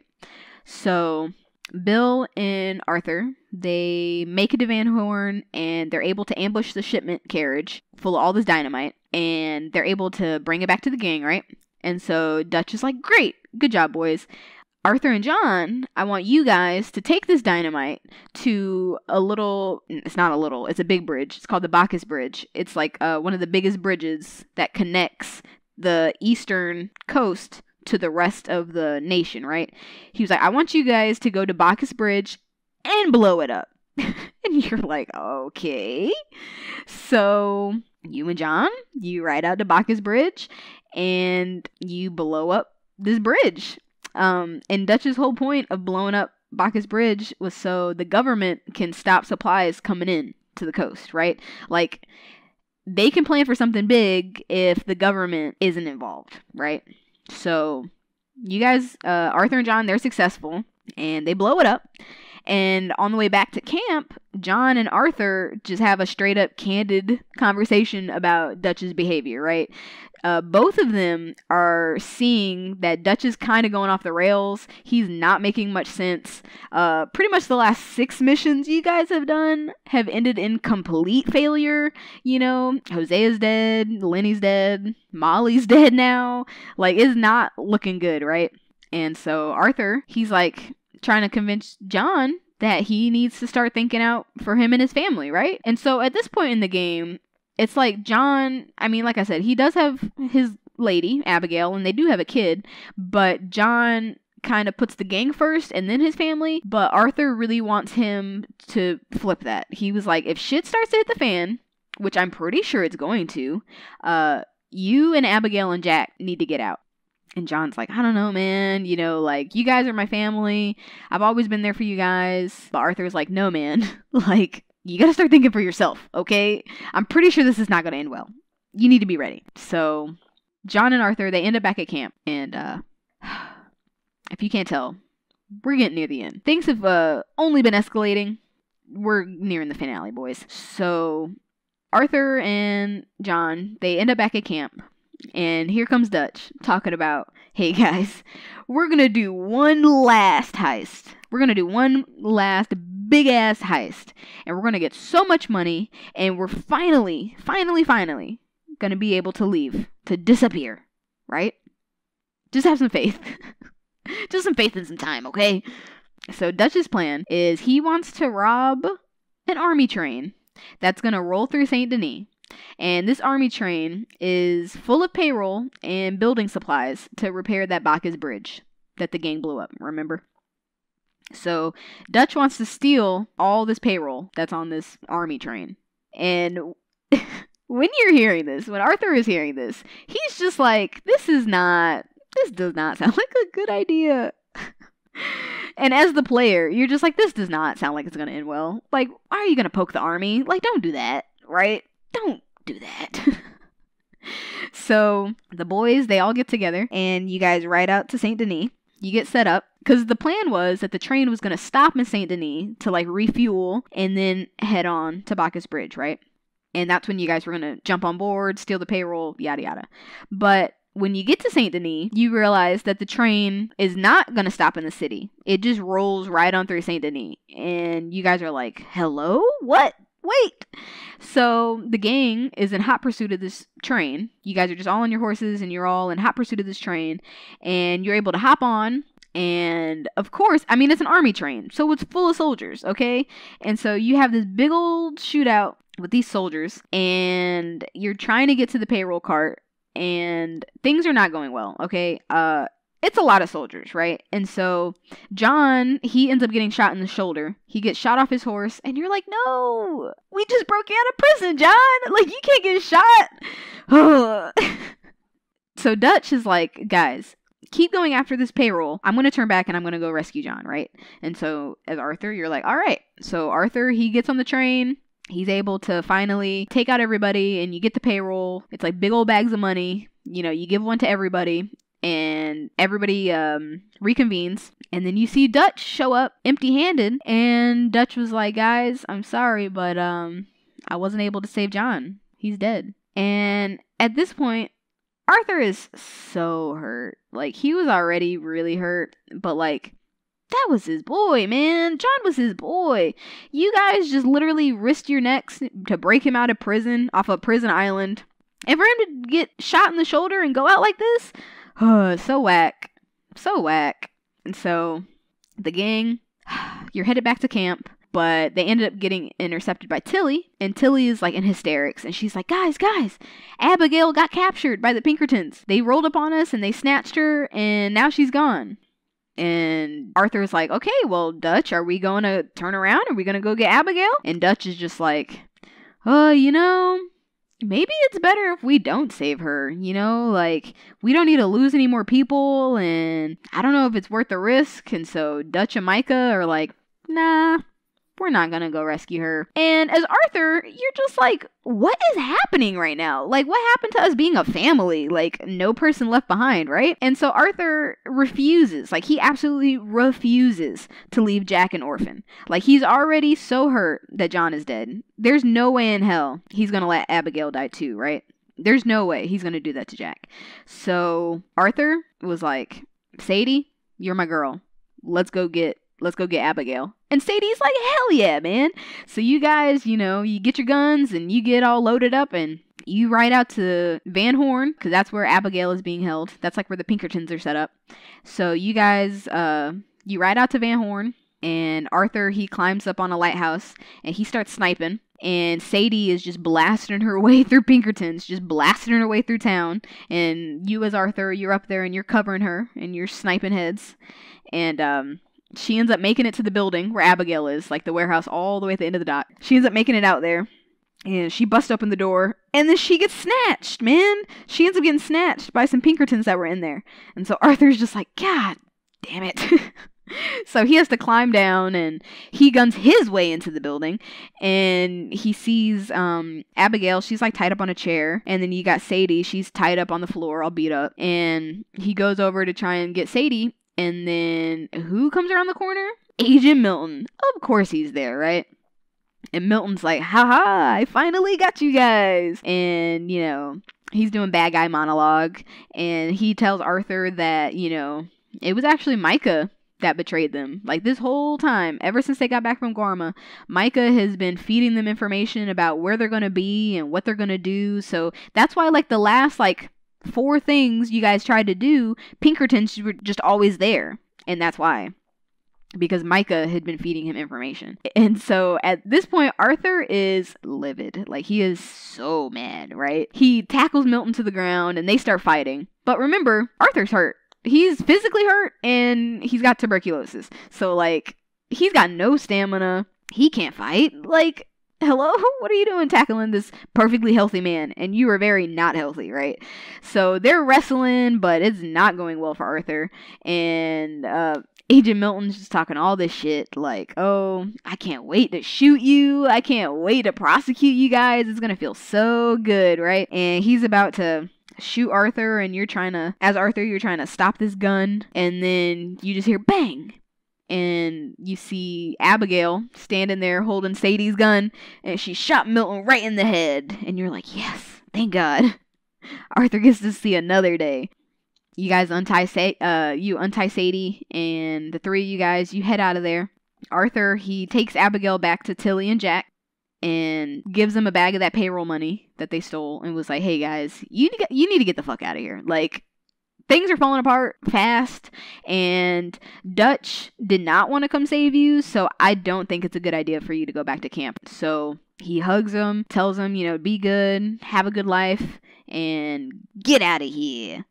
Yeah, so he tells them to leave with Sadie. Sadie will protect them, Obviously, at this point, Sadie is a badass. She is well able enough to handle herself. And so he sends them off. And Arthur, it's time to go confront Micah, right? All this time, Arthur did not trust Micah ever since the beginning. He was like, this guy is too hot-headed. He's speaking nonsense in Dutch's ear, and Dutch is just eating it all up. And then here we go, and he turns out to be the damn rat. Arthur, he makes it back to camp, and at this point, the camp is pretty empty. Tilly and Sadie, Abigail and Jack, they're gone. John, he's dead. Pretty much all that's left is just Bill. You got Dutch, Micah, Miss Grimshaw. That's like really it. Like, everybody else is either dead or gone, right? And so Arthur, he comes in hot. He walks right up to Dutch and Micah, and he was like, Micah, you are a damn rat. I can't stand your ass. Why did you do that to us? And Dutch is like, what are you talking about, right? Like, and Arthur's trying to tell Dutch, like, hey man, you've known me for 14 years. Like, if you don't listen to anybody else, you gotta listen to me, okay? Micah is a damn rat. And that's why the Pinkertons were always there. And Milton, I killed him. Or rather, Abigail killed him. But we can't trust Micah. Like, we shot Molly for being a rat. We gotta do the same thing to Micah, right? And Micah, he just draws his gun out on Arthur. He's just holding his gun right at him. And he's like, you better shut up. And Arthur, he ain't no bitch. So he pulls his gun right back out. And now they're in a standoff, right?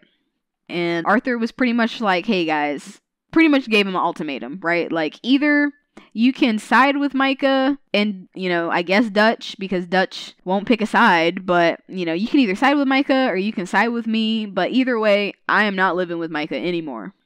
And the other people left in the camp, they're kind of like just looking around, just looking at each other like they don't really know what to do. Then out of nowhere, you hear some rustling and you turn around and you see John. John is stumbling back into camp. He's so hurt. Like, he's shot and he's hurt, but he's alive. And he's also coming in hot. He was like, guys, Dutch left me to die, y'all. He saw me alive on the ground. Sure, I was shot, but I'm very much alive.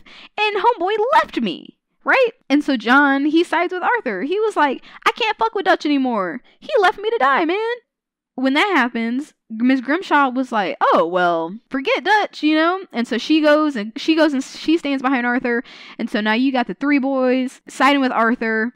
Miss Grimshaw, she's got her shotgun aimed right at Micah. She is ready to blast this man, okay? She already blasted Molly. She's ready to blast Micah, right? But then right at that moment, here comes Javier. He comes running into camp saying Pinkertons are on their way. And they're coming in hot. Right? And so with Javier coming in, everybody gets distracted. They're like, oh no, the Pinkertons. And then here comes Micah, and he just shoots Miss Grimshaw right in the stomach. Oh, my God. So Miss Grimshaw, she's dead. The only other person that stood up for Arthur, she's laying on the ground bleeding to death. And the rest of this gang, these fuckboys, they unite behind Micah and Dutch. Like, they don't want to listen to Arthur, so they're like, oh, well, we're gonna side with Dutch. And it's pretty much just Arthur and John having to fend for themselves, right? But the Pinkertons, they do show up, right? And they're coming in hot. And Arthur and John, they're able to slip out before they can get shot by their so-called family members, right? So Arthur and John are in hot pursuit. They're just trying to get out, right? They're running through this cave, that same cave that Arthur and Charles went through to save that lady. It's the same cave they're running through. And Arthur is telling John everything that happened, because he's been gone for a minute. And Arthur tells John, that it was Micah that was the rat all along, and that him and Sadie were able to rescue Abigail and Jack, and they're safe now with Sadie, and they've got some money, and it's time for John to go be safe with his family. Like, obviously this gang has fallen apart and there's no more loyalty, and John, you need to get out, right? But John is like, no man, I'm not about to leave you behind. Like, we're homies for life. Like, you saved my life twice. I can't just leave you. And they're dodging Pinkertons, and they're still being hotly pursued, and so they make it through the cave, and so now they're in the woods, right? They're being chased by Pinkertons on one side, Dutch and Micah on the other side. The boys, they're able to get on their horse, and they're trying to ride out, but then their horses get shot out from under them. And you're like, no, my horse. This has been my horse the whole game. But you're forced to leave your horses for dead, and then Arthur and John, they're like, well, the only way to go is up, I guess. So you're trying to climb into the mountains, like hoping you can lose them in the mountains, right? And so you're climbing, and eventually Arthur was like, man, this is not going to end well for both of us. We're both not going to make it out of here alive, There's too many Pinkertons. There's no way this is going to work. And so Arthur, he pretty much tells John, like, you got to leave me, man. Like, you have to leave. Like, leave me here, and I'll hold off these Pinkertons, and that'll give you time to sneak out and go find Abigail, And John is like, no, man, I can't leave you. Like, you're my best bud. I can't leave you, man. But Arthur, he gives John his hat and his satchel, and he's like, man, you got to get out of here. Like, you got to leave. And so, reluctantly, John, he gives one more look to Arthur, and then he has to dip out, right? So he's able to slip out, and Arthur's like, at least I did one good thing in my life, right? And then right at that moment, who rolls up? Of course, it's Micah. Of course Micah rolls up. And so Micah rolls up, and he's pissed, and he's trying to beat the shit out of Arthur, and he's like, man, I hate your ass, pretty much. And so Arthur and Micah, they're pretty much having a fight to the death, right? They're too close quarters for guns, and they're just punching and kicking and, banging each other up. It's not going well for Arthur. Arthur is so hurt, man. He's so hurt. He's got TB. He's been running all day, pretty much. It's not looking good for him. But Arthur, he's able to, pistol whip Micah across the face.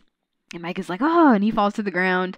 But, Arthur's so weak that when he pistol whipped him, the pistol kind of went flying across the way. So now he doesn't have a gun. And so Arthur, he's trying to literally crawl over to where the gun is so he can shoot Micah and get this over and done with, right? Like, he's so weak. He's so hurt. He can't even walk. So he's trying to just crawl his way over there. And he's reaching out, trying to reach the gun. And then you just see a boot come down, and you look up, and it's Dutch. And you're like, Dutch, man, what happened to you? We used to be homies. We used to be thick as thieves. Like, what happened to you, man? And Arthur is just so hurt. Like, at this point, he's just so hurt. He can't even muster the energy to try and do anything. You know what I mean? Arthur's he's really just trying to tell Dutch, like, Dutch, you gotta listen to me, man. Micah is the rat. Like, you can't trust him. You can't trust him. We need to kill him. All of this has been for nothing. John's the only one who was able to make it out. Like, the rest of us, we're doomed, We're on a mountain surrounded by Pinkertons. Like, we're not getting out of this alive. You know what I mean? Meanwhile, you got Micah over there, and he's able to get up. He's recovering from getting pistol whipped, and he picks up Arthur's other gun and is just like, Dutch, come with me, man. Like, fuck Arthur. Let's forget all of this. You and me, we can go back to Blackwater, and we can get that money that we left behind. We don't need any of this. And Dutch just kind of looks at Micah. He looks down at the ground at Arthur, and he just turns around and walks away by himself. And Micah is pissed. He's like, oh, damn it. He's mad that Dutch just abandoned him, right? So Micah, he's huffing and puffing, and he turns around. He takes all the guns, and he just leaves Arthur to die, pretty much. So he just turns around, and he walks away. And then Arthur, he's still laying there on the ground and he's coughing. He can barely breathe. Like, he's just wheezing. And you can tell this is it for Arthur. He's not making it down off of this mountain. There's literal Pinkertons everywhere. And Arthur, he's able to just pull himself over to the edge of the cliff, and he's just covered in blood and bruises, and he can barely breathe, you know, and he climbs over to the edge, and he just settles down and looks over. He just turns his head and he looks over, and you just see this beautiful sunrise. This beautiful, beautiful sunrise just coming up over the trees, and you hear Arthur, and his breathing is getting more and more shallow, and then finally, you see his chest stop moving, and the sun is just arising. And that's it. Roll credits. That was the end. Oh my gosh. So sad. Y'all, I will not lie to you and tell you, I was just full-blown crying at the end. Like even talking right now, like, my eyes are so misty, like...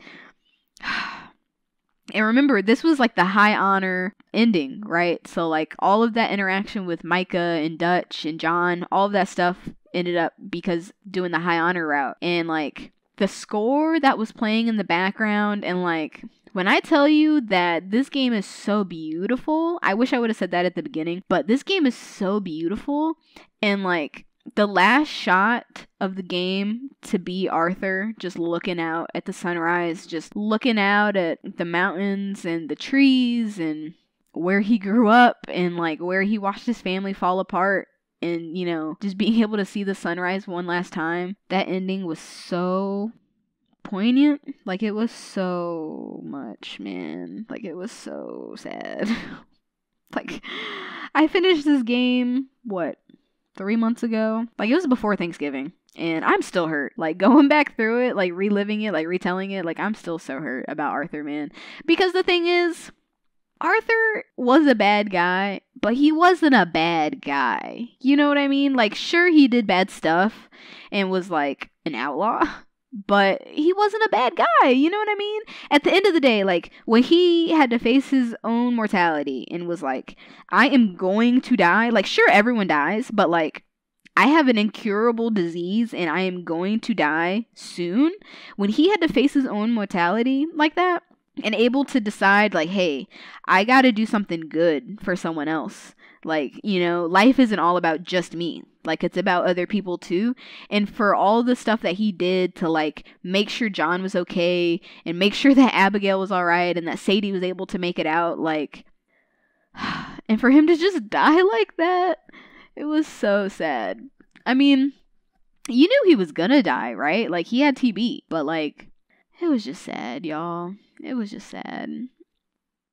I will say that the nice thing about this game is there is an epilogue, right? So, like, that's one thing I guess upset is kind of too strong of a word, but, like, so you're sitting here, you're reeling over the death of Arthur, right?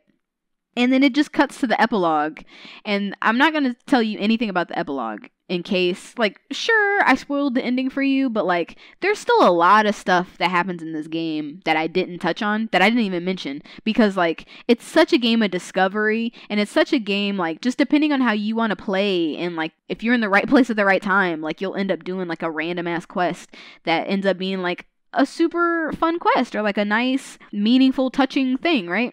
And that's kind of how the epilogue was. So I'm not gonna talk about the epilogue at all. But the only thing I'll say is you're sitting here reeling over the death of Arthur, the boy. He's gone. And then it jumps to the epilogue, which has like a little bit of a time skip, and then you're just thrown into the epilogue to play it, you know? And I was just like, man, I didn't get enough time to process Arthur's death, right? And so, like, if I'm being honest, I haven't even finished the epilogue because I'm still too hurt, man. I'm so hurt. Oh, I'm so sad. But the story, man, it's the story in Red Dead that makes it such a great game, right? Like, to put it in perspective, right? Red Dead Redemption 2, not only is it the 5th highest rated game of all time, this game is not even 2 years old, and it's the 5th highest rated game of all time. And at the 2018 Game Awards, it won Best Audio Design. It won Best Narrative. It won Best Score. And it won Best Performance for Roger Clark, who was the voice actor for Arthur Morgan. Like, this game was so much. I mean, Game Informer gave it a 10 out of 10. IGN gave it a 10 out of 10. Metacritic gave it a 97 out of 100. Like, hello? Those are such high scores, man. And like, the emotion this game takes you through, and you just get to see this evolution of Arthur as a person, like his growth as a person. You get to literally watch the demise of Dutch, like his descent into madness. Like, it started out mild and then it just progressed until he was just doing craziness. But like, Arthur was so blinded by his loyalty and what was comfortable to him, you know, like he'd been with Dutch for 14 years. So like, he didn't feel like it was right for him to even try and to go against what Dutch was saying, even though Arthur, like, pretty early on started seeing the signs that like Dutch was not all right, you know, or like that Dutch wasn't able to get them out of the predicament they were in. But like, Arthur, I mean, he did have a choice, but like, he felt like he didn't have a choice but to follow Dutch. And just to see how that unfolded, and like, to just play through like this tight-knit family. It started out being such a tight-knit, close family, and to just watch it unravel and fall apart, right? And like, for it to end on such a melancholy note like that, and knowing that all of this sad shit is what leads into Red Dead 1. I can only imagine, like, what happens in Red Dead 1, right? Like, it did not end well. Like, this game did not end well for Arthur. And to have to pick up Red Dead 1, and you're playing as John, now that you know the relationship that John and Arthur had, you know, going into Red Dead 1, I'm sure a lot of things will have, you know, more weight, more value, since I know, like, where these characters came from and, like, what they went through, you know? I can only imagine, like, how crazy Red Dead 1 is. But yeah, guys, this game is a literal work of art, I feel like. The narrative, visually, the audio design, I mean, shit, it won Best Audio Design. Like, this game was so crazy. And I just really enjoyed the fact that storytelling is not limited to just books, right? Like, there are other avenues that you can tell a story, and you can tell a story well. And I just really wanted to talk about Red Dead 2 because I feel like it's a great example for things having merit narratively that aren't just novels, that aren't written pieces of work, right? I just hope that through listening to this story, that more people will see the merit in video games. Like, sure, you know, you've got your Call of Duties, you got your Marios, you got your Donkey Kongs that are more for fun, but like, in that same vein, you have games like Red Dead Redemption, you have games like Outer Worlds and like Fallout that tell stories and are character driven, and like, depending on the choices that you make as the player will really affect like your relationships in the game, your endings, like storylines, you know what I mean? Like, I didn't even go into how the story would be different if you were to do like a low honor route, or if you were to do like a middle of the road type route, you know what I mean? Like, the ending is different depending on the choices that you make and the honor that you have. And for a game to be able to capture the growth of a character and the change that a person can go through depending on like situations that they have to go through in life, I just feel like this game, I just feel like it's a good game, guys. I just feel like it did such a good job of bringing this character of Arthur Morgan to life, and to see all these different situations and like how it affects a person, you know what I mean? So, guys, now I'm sad again. I buried these emotions deep down, and I just opened the can of worms again talking about the story. But guys, let me know what you thought. If you've played Red Dead 2, let me know, like, what did you think about the game? Did you go high honor? Did you go the low honor route? One day I will replay this game. It's still too soon. My heart is too wounded still, but I will eventually go back and replay it, because I do want to see like, what are the low honor storylines, and like, how is that ending different, you know? Let me know if you've played this. Let me know how you felt about the switch up. Do you like the story in a game? Do you want me to only stick to books? let me know in the comments down below. And if you have a recommendation for a game or a book that you want me to check out, feel free to let me know. Follow me on Instagram. You can let me know all you want there. DM me, leave me a comment. Just Almost Well Versed. Check me out on Twitter. We've got AWV Podcast. You know, if you want to send me an email, let me know how I'm doing. If you want to send me a recommendation, send me an email, y'all. almostwellversed@gmail.com. And you know, like I said before, 2020, it's going to be our year, guys. We're getting bigger reviews, bigger stories, more crossovers. It's going to be great. I can't wait. And guys, with that, I'll see you next time. Bye.